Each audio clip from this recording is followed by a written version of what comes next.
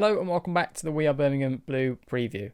I'm Luke Stokes, and this week we'll be taking a look at Blues versus QPR. Joining me to do exactly that is Clive Whittingham from the Love for Words website. Clive, thanks for joining us, mate. No worries. Glad to be here. Super. Obviously this week we're previewing Blues versus QPR, and to be honest, it's a tale of two completely different stories, isn't it? QPR a few months ago were probably in a similar position to Blues. Blues now on a poor run, one win in four, trying to get out of that relegation place. But QPR absolutely flying the league, and I'm sure you're a very happy man at the minute. Yeah, it's been a massive turnaround since Christmas. I think quite a few of us were really worried at the turn of the year about direction of travel. We hadn't won in 10 games and lost a lot of players, obviously, at the start of the season. Eze being the chief among them, but also Naki Wells, Jordan Hugill had gone, Ryan Manning, Eze. We've lost Brighter Save Samuel since then. So that's basically all of the goals and creativity went out of the team all at once. Mm-hmm. And trying to replace them on a budget was a big ask. And the first half of the season, we looked a long way off, to be honest. And I think if you'd asked most QPR fans at Christmas, they would have taken fourth bottom. But yeah, big turnaround since then. Few reasons why, which I'm sure we'll get into. But yeah, it's just a big relief, to be honest. It was getting to the point where we were dreading getting up to watch the games. I mean, it's not, as you know, very pleasurable watching your team this way anyway. And when they're losing literally every week, it's a real drag. So yeah, much happier now than I was a couple of months ago. Is that what you'd say the story of the season's been then for QPR? Sort of a relief from the first half of the season, sort of found your feet now, and like we'll touch on later, like you said, the aims for the second half of the season, I'm guessing, are completely different. Yeah, like I say, it's mainly relief because I was really worried. I mean, it's not as simple as they just brought Charlie Austin back in, although that has helped. There's been other factors behind it, formation change and things like that. But yeah, it's actually a bit more pleasurable to watch. I'd never describe it as a pleasure because I find it kind of torturous watching on the television rather than being there. But yeah, way better than it was in sort of November, December time. Let's touch on some of that recent form, then, mate, if you don't mind. Coming into it, QPR 4 wins and 1 draw in the last 5, and you know, looking at the fixtures of the wins that you have got, there's been against some pretty tough opposition and some good sides in the league. And what have you sort of noticed this side of Christmas that was different maybe to the first few months of the season that's factored into that form and contributed to an upturn in your fortunes recently? Charlie Austin came in, and obviously that's given us a goal threat, which perhaps wasn't there. We replaced Hugill and Wells with Macaulay Bonne from Charlton, which so far hasn't really worked out, and Lyndon Dykes from Livingston, who's a bit of a project and was a bit of a chance, maybe a little bit like the lad you've brought from Aberdeen. Mm-hmm. You never quite know, bringing players down from SPL, whether you're going to get, whether they're going to be able to play at this level. Basically, some can and some can't. And at the moment, Lyndon struggled, so we were struggling there, and Charlie Austin's really helped. We were pretty weak in midfield anyway, and we lost Luke Amos to a long-term injury and then Tom Carroll to a medium-term injury. So we were threadbare in midfield, and we've added Stefan Johansson from Fulham, who's played really well. Bit of nastiness in there, which perhaps we lacked. The other thing is, other than goals that Charlie's brought, is a bit of voice and shithousery, I think is yeah. Because we were just such a nice, quiet team before that, and we've become a bit obnoxious in recent weeks. That perhaps went over the line in the win against Brentford. But to be honest, I was so sick of watching QPR get bullied and talked out of games. We drew a game at Norwich in December where basically their entire game plan seemed to be based around chucking themselves and screaming at the referee. Yeah. And QPR just sort of stood and took it. So we're a bit nastier now. We've got a goal threat. We've strengthened the midfield, and we changed the formation as well. We went to a back three with wing backs. The back three suits the three defenders we've got really well, Dicky, Barbe and Cameron, much more than a 4. It also moves our fullbacks out of the firing line, really, because all 4 fullbacks we've got this season are pretty crap, if I'm honest.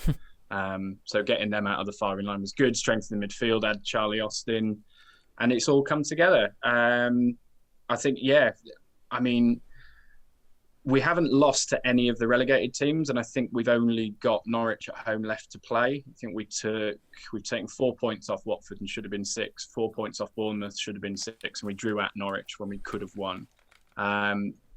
It's perhaps, if teams come and attack us and leave space, we are actually quite a good team to play in that space. When we struggle, the only defeat on this run was against Derby, and we tend to struggle if teams sit in like really deep and tight offers. We tend to just play around in front of them and eventually lose the ball and make a mistake and lose the game. That's what happened with the Derby home game, and is really my only concern tomorrow, because I know that Karanka likes to play with a flat back 13 or whatever it is and just sit there for his 0-0. So the only concern I really have tomorrow is whether we'll do that again, just play around in front of 2 banks and end up making a mistake and losing at the other end. Yeah, it's a lot of good points there, mate, from the QPR perspective. I think the nastiness thing is definitely something which I've sort of seen in QPR a bit recently. I mean, I saw a brilliant photo of Charlie Austin at the dugout against Brentford, I think it was, after that late winner. And like you said, you need players getting their teammates fired up in those situations when you are down the bottom. And that's obviously happened at QPR, and that's led to 4 wins and a draw, getting you well clear of that relegation worry that you maybe had at the start of the season, but maybe didn't expect to be there. And I think as well, talking about, touch on Norwich there, Blues played them in the week. It's very similar to what we found in terms of a lot of simulation going on. And you do need characters in that team to drag you through games like that. And touching on Blues briefly, I know we did have a decent performance against Norwich in the week. I think for the first 70 minutes, we were, I'd argue, the better side in the game and deserved more out of it. Ultimately, it's a bit of unlucky falls of the ball and things like that, which cost us in the end. But it's positive to take into Saturday. But again, from a QPR perspective, you're coming into this in great run of form, and it's going to be tough for Blues. And I can see Aitor Karanka maybe going with that defensive approach, which, from what you're saying, might actually work in our favour in terms of QPR struggling against teams like that. But from a Blues perspective, what I've noticed recently is when we've been going at teams, pressing higher up the pitch and trying to get after the sides, we've actually played a lot better, and we've actually looked like we're more likely to take more points. So it'll be interesting to see how Aitor Karanka approaches the game on Saturday. Talking of managers, Mark Warburton, of course, have you noticed a difference in opinion of Mark Warburton over the season from QPR fans? Because obviously the first thing that fans do when you're down the bottom is it's the manager's fault or it's the player's fault, and they pick a side. And obviously at Blues at the minute, that's what we're seeing, with Aitor Karanka being really a lot of the anger from Blues fans being vented towards him. So has there been a difference in opinion of Mark Warburton this season? Yeah, I mean, I'd never presume to talk for all QPR fans, and honestly, the QPR support base, the opinions among it are so diverse. Like if you sit in our pub on a Saturday, the opinions are, I would say, much more laid back and relaxed than they are on my message board, which in turn is so much more neutral on things like sacking the manager than QPR Twitter is, where basically everything's a disaster and on fire, or we're going to get promoted. I think it's sort of different age demographics use different social media and so it is quite hard to get an overall perspective of what people think, particularly when you're not in the ground every week. Mm-hmm. Even after the 10-match losing run before Christmas, there was a vote on our website and 60% were still in favour of keeping Warburton. I think there is an understanding at QPR among the support base of the restrictions he has to work under.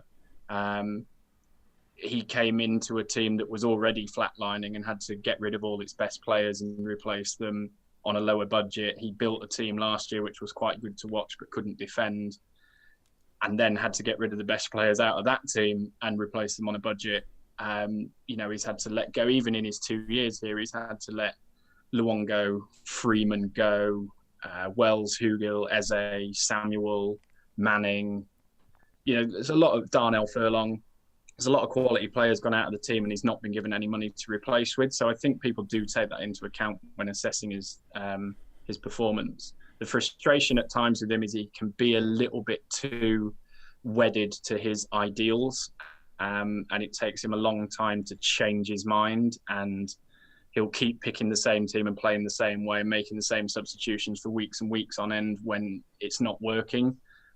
the Brentford and Forest and Rangers fans used to beat him over the head with this "he's got no plan B" thing, and I kind of get where they're coming from, but we have seen a few times he will eventually change the formation, and he did that in January. And also we have gone a bit more direct and a bit nastier since Charlie Austin came in. So it's not like, he's not going to get relegated doing it his way because it's his way. He will change eventually, but he's occasionally a little bit stubborn and set in his ways.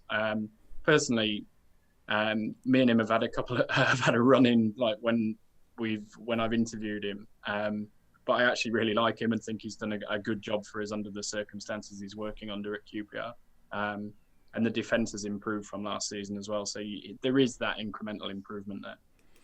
That's good to hear from a QPR perspective in terms of that improvement. And I think Blues fans maybe had that similar view with Karanka at the start of this season, that he would bring that solidity and improvement for the team and maybe not pull up too many trees this season, but give us something to build on moving forward. And like we say, most weeks that's not been the case at all, really. And that's why we find ourselves down the bottom of the table fighting for relegation. The thing, sorry, just to say, the thing I would say on Karanka that is similar to Warburton and QPR managers, and there is this understanding under the support base now, is that QPR and Birmingham have had a lot of managers in the last 5 years, and all the managers have been different styles. So, we've hopped from Redknapp to Chris Ramsey to Jimmy Floyd Hasselbank to Ian Holloway to Steve McLaren to Mark Warburton. That's just, you change your manager too often, you're also changing to a different kind of manager. So you're having to rip up your team all the time while also cutting the budget. It makes it really difficult. So I think most QPR fans would want to stick with the manager if we possibly can. And I see a similar thing at Birmingham. I don't like Aitor Karanka. I would hate him to be manager of my club because I just can't watch his football. I've watched Birmingham a couple of times recently because I know we've got this game coming up. And I hate his philosophy. I hate his overly defensive, doesn't want possession of the ball. It's all about defending and whatever. Personal preference, I can't watch that. But Birmingham have changed the manager so often and changed to different styles of the manager. At some point, and it hasn't got better. So at some point you have to think, don't you, maybe the manager's not the problem here. The problem's either higher up or lower down or whatever. If you keep on changing the manager and the results aren't getting better, manager's not really the main problem, is it? So, I mean, I think that's a lot of that is the reason why Mark Warburton was backed by as many fans as he was through that losing run, because we just recognise that we change too often, don't get better for it. Probably means he's not the main issue. Yeah, that's the thing that I find at Blues. I was personally at the start of the season really optimistic with Karanka just based on his CV and what he can do, and you did get teams that maybe shouldn't have got promoted. I'm talking about Middlesbrough there, referring to their squad. They're a good squad, but maybe people didn't expect them to be promotion in the season that he did get them up. And again, until around Christmas time, I was very much in the camp potentially of, listen, we can't keep changing manager. Let's keep him in and let's really just see what the players can do now. It's on them. They've had a few managers in the past and maybe it is them. But in recent weeks, I have to say that the performances of the players, bar maybe Luton at home, has been to a standard that Blues fans expect in terms of effort and commitment. And I'll be honest, in spells of those games, you've got Wickham away where we really should have gone for the game and brought on an extra striker. We had them under the cosh, and Karanka didn't make that substitution. If you talk about Bournemouth away, yes, there was individual errors, but again, we're trying to get back into the game, and some of the tactical substitutions that he's making in that game really didn't allow us to do that. And that's the same, in terms of the Norwich game in the week. We go 2-1 down, and automatically we bring a big man on and take wingers off and go to a back five, which, based on some of the data that's come out this week from Blues Breakdown, we don't score hardly any goals when our wingers aren't on the pitch. And for a manager to surely know that, for his team of analysts and backroom staff, but to still make those tactical changes and tweaks really doesn't make a lot of sense to me. So a lot of people now are in the camp of maybe it is Aitor Karanka that's not getting the best out of these players, because people would say on paper that we do have the best squad we've had for a while, and I do believe that these players are good players, and they not necessarily should be challenging at the top of the table, but potentially should be better than where they are in the league. And touching on good players, we've talked about him already, but let's just have a quick chat about Charlie Austin. He always seems to score against us when he was at West Brom, and just talk to me about the impact he's had on QPR's season so far since coming in. Yeah, Well, I mean, the obvious one is we've got a striker that can score. I mean, Paul Linden has gone 16 games without a goal now, and Macaulay Bond's just missing chance after chance after chance. So, yeah, he's scored some important goals, got us a win at Luton, got us a win over Brentford, and got us a win at Watford. So straight away, that's taking 3 draws and making them win 6 points on the board straight away, which has lifted us clear of the trouble we were in. But also, like I say, QPR, and again, this comes back to Warburton's overall philosophy, which is very much sort of players with academy education, all players. We always make the joke about us being a team of nice young boys, you know, and we've heard anecdotally from sort of friends of friends who've either played against QPR or refereed QPR, just how meek and quiet and timid we are as a team, how we just, Warburton doesn't like us getting stuck into referees and things like that. So we just we're very, until Charlie came, we're very, very quiet. And Charlie's not that. He's really sort of relished this returning hero, senior player in a young team role, and basically come in and not only scored some important goals, pepped up the attack, but really taken on the leadership role in the team and been proper gobby. I mean, like I say, it probably went over the line a little bit in the Brentford game. There's quite a lot of recent history between the two clubs, a lot of needle there. And he really relished in scoring the winner and ripping it out of them that night. I think there was quite a lot of afters after the final whistle as well. It kind of sits uneasily